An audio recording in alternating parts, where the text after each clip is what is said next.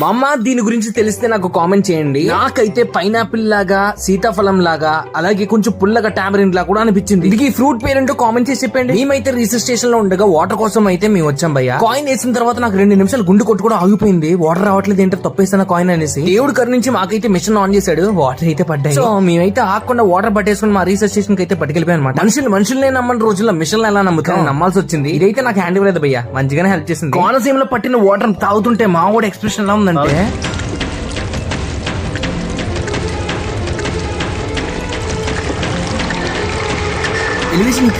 గానీ మేమైతే వాసవి మాత గుడికి అయితే వచ్చేసాం భయ్య. మనుషులు బ్రతుకుండాలంటే అన్నా క్యాంటీన్ అన్నా ఉండాలి, లేదంటే ప్రెసెంట్ గుడిలో భోజనాలు పెట్టి అన్నా ఉండాలి. మేమైతే వాసవి మాత గుడికి అయితే వచ్చామన్నమాట భోజనాలు తినడానికి. చూడండి ప్లేట్ ఎంత నిండుగా ఉందో. రావులపాలెం బ్రిడ్జ్ దగ్గర అయితే ఒక ఇన్సిడెంట్ అయితే జరిగింది భయ్య. మేబీ ఎవరో నీటిలో ఊబిలో చిక్కిపోయినట్టున్నారు.